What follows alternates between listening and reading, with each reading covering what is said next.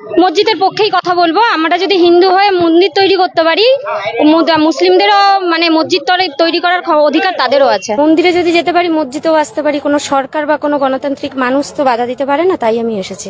যত লোক গেছে সবারই কাটা, তুমি খালি গোটা নিয়ে গেছো সাথে করে, ঠিক আছে?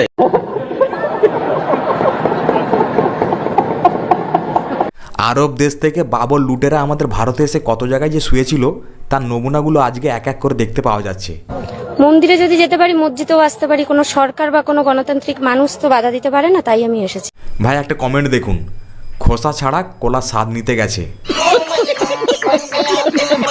बाबरी मस्जिद को बनाना चाहिए क्योंकि धरती पे राम मंदिर है, वैसे ही बाबरी मस्जिद को बनाइए तो दोनों, और नहीं तो राम मंदिर को भी हटाइए, क्योंकि इस देश की आजादी ने दोनों खून बहाया है।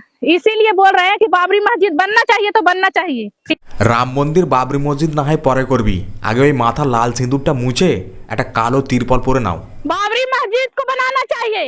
বাড়ি গিয়ে যদি ভাইপো ঠাইপো থাকে তাকে ও কাটাই দিও, যদি কাটতে না পারো বাজারে যাবা, ভালো মাছ কাটাকে মাংস কাটা লোকের কাছে যায়, আগাটা একটু কাটাই নিয়ে কিরে বিজিবি চটি চাটা মালু না, বেলডাঙায় বাবরি মসজিদ হচ্ছে, কে আসছে জানিস? দেখ। হ্যাঁ ভাই দেখতে পাচ্ছি রে, ওটা তোর বাপ ছিল। বাবা বললাম বলে যেন রাগ করিস না, কারণ মুর্শিদাবাদের বেলডাঙ্গায় এই অসাউদ্দিন ওয়েসি আসেনি, তুই ভুলভাল ফেক ভিডিও আপলোড করছিস তো ওই জন্য বললাম। কিরে বিজিবি চটি চাটা মালু না, বেলডাঙায় বাবরি মসজিদ হচ্ছে, কে আসছে জানিস? দেখ। আমাদের এই ভিডিওটা বানার একটাই উদ্দেশ্য যে মুর্শিদাবাদে বাবরি মসজিদে অনেক রকমের কথা উঠেছে বা অনেক কন্টেন্ট ক্রিয়েটররা ভিডিও বানিয়েছে বা আমিও বানিয়েছি। আমি চাই প্রত্যেকটা গ্রামে গ্রামে যেন বাবরি মসজিদ হয়, আমি এটা বলতে চাইছি। আমি চাই প্রত্যেকটা গ্রামে গ্রামে যেন বাবরি মসজিদ হয়। আরে চাচা, বাবরি মসজিদ পরে করবি, আগে ধনের চুলকানি বন্ধ করে ইজগাট লাগা। মুরব্বী মুরব্বী বুঝছে না, উনি মনে করছে অন্য হুজুর। বেলডাঙ্গাতে বাবরি মসজিদ তো হবেই, আর যে বাংলাদেশে আসবে তার গর্দন কেটে স্টেশনে ঝুলাবো, এটা হলো বেলডাঙ্গার পাওয়ার। গদ্দান কেটে নিবি। গোপাল পাটার নাম শুনেছিস তো?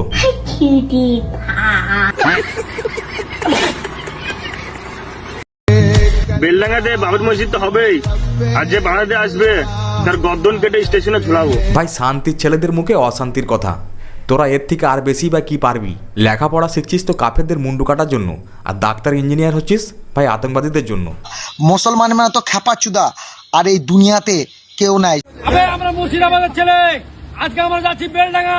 আর কে বলেছিলি ভাই হুমায়ুনের গর্দন কাটবে? আজ বেলডাঙ্গাতে মারে তাকবীর, মারে তাকবীর। তো হুমায়ুন কবিরের গায়ে যদি একটু টাচ করে, তা প্রত্যেকটা মুসলমানের আর বেলডাঙ্গার পথটা দেখিয়ে দেবো। কথা হচ্ছে বেলডাঙ্গায় মসজিদ হচ্ছে, হোক না, আপনাদের প্রবলেম কোথায় ভাই? কি সমস্যা আপনাদের? ভাই এইসব মুঘল আমলে বাবরের রেখে যাওয়া বংশধরগুলোর ভিডিও আমার কাছে অনেক রয়েছে, এখানে একটা ভিডিওই দেখে শেষ করা যাবে না, তাই পার্ট 2 লাগলে অবশ্যই একটা সাবস্ক্রাইব করে কমেন্ট করে দিও, যাতে পরের ভিডিও মিস না হয়। ইনশাআল্লাহ বাবরি মসজিদের জন্য জান দিতে আপনারা রাজি আছেন, আর কে যদি বাধা দিতে তার গর্দন কেটে এখানে ফুটবল খেলবো বাধা দিতে এক বাবার বাধা দিতে। ছোটবেলায় যেমন বাচ্চাদের মুখে 2 ফোঁটা করে পলিয়ে দেওয়া হতো, ঠিক তেমনি এদের মনে হয় ছোটবেলায় 2 ফোঁটা করে উঁটের মুখ দেওয়া হতো। ইনশাআল্লাহ বাবরি মসজিদের জন্য জান দিতে আপনারা রাজি আছেন, আর কে যদি বাধা দিতে তার গর্দন কেটে এখানে ফুটবল খেলবো বাধা দিতে।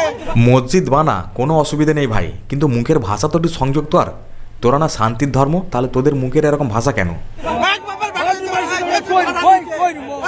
হুমায়ুন কবির জিন্দাবাদ, হুমায়ুন কবির জিন্দাবাদ।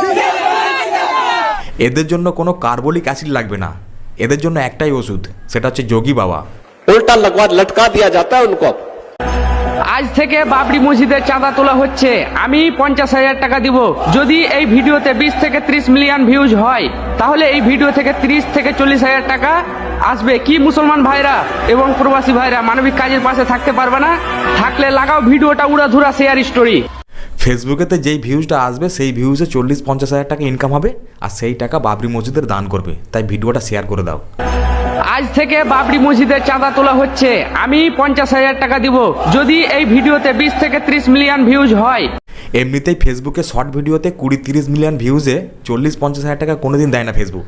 তাই বলি ফেসবুকে এসে না হেগে রাস্তায় বসে ভিক্ষা কর। মুসলমান মানে তো খেপা চুদা, আর এই দুনিয়াতে কেউ নাই। 6 তারিখে মুর্শিদাবাদের বেলডাঙ্গাতে লুটেরা বাবরি মসজিদের ভিত্তি স্থাপন করা হয়ে গেল। ভাই অনেকেই দেখছি কেউ হাউ হাউ করে কাঁদছে,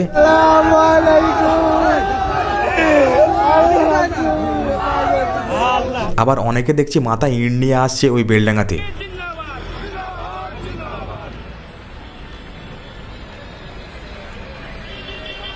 ভাই এটা আবেগ আমরাও জানি, কারণ আমরা সেই রাম মন্দিরও তো দেখেছি। কিন্তু সোশ্যাল মিডিয়ায় কিছু কিছু বাবরের বংশধরগুলোকে দেখছি যাদেরকে রিপ্লাই না দিয়ে থাকতে পারলাম না। ভাই বাবরের নমুনা যে আমাদের হিন্দুদের বাড়িতে রেখে গেছে, আজকে বাবরি মসজিদের ভিত্তি স্থাপন না হলে আমরা বুঝতেই পারতাম না।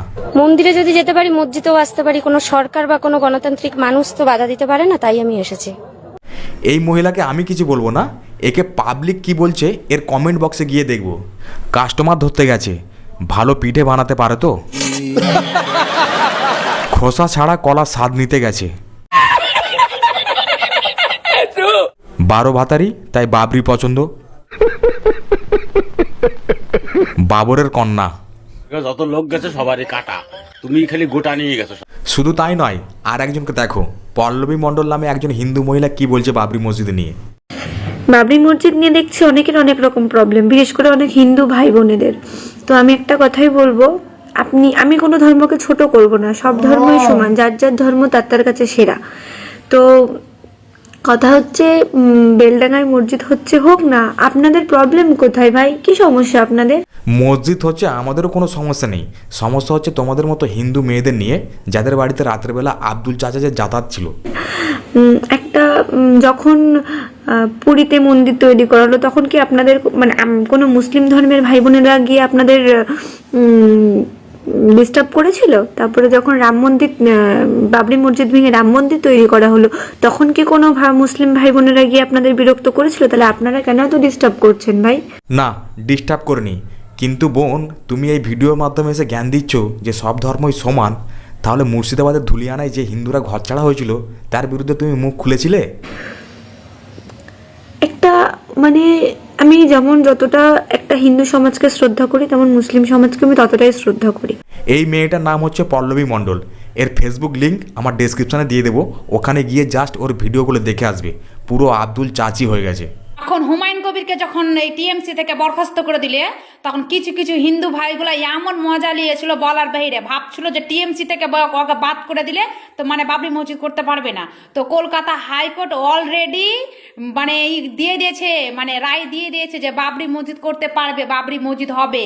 তো ইনশাল্লাহ বাবরি মসজিদ হচ্ছে। উস্তাল্লি যারা যারা আমার কমেন্ট বক্সে এসে কমেন্ট করেছিল খারাপ খারাপ, তোর মুখে পুরোপুরি মুখে ঝামা ঘুষলো, ঝামা। উস্তালি তো দেখ কথাই আছে না যে রাখে আল্লাহ তো মারে কে। আল্লাহ যদি সাক্ষাৎ থাকে তো পৃথিবীর কোনো শক্তি নেই যে বাবরি মসজিদ করা আটকাতে পারলে না তো। চাচি, তোমাদের আল্লাহ শক্তি আমরা দেখে নিয়েছি, সেই শক্তি শুধু আমাদের পশ্চিমবঙ্গে দেখা যায়, বাকি গাজা প্যালেস্তাইনে দেখা যায় না। তোর মমতা সতীন, মমতা মাগে কি করলে?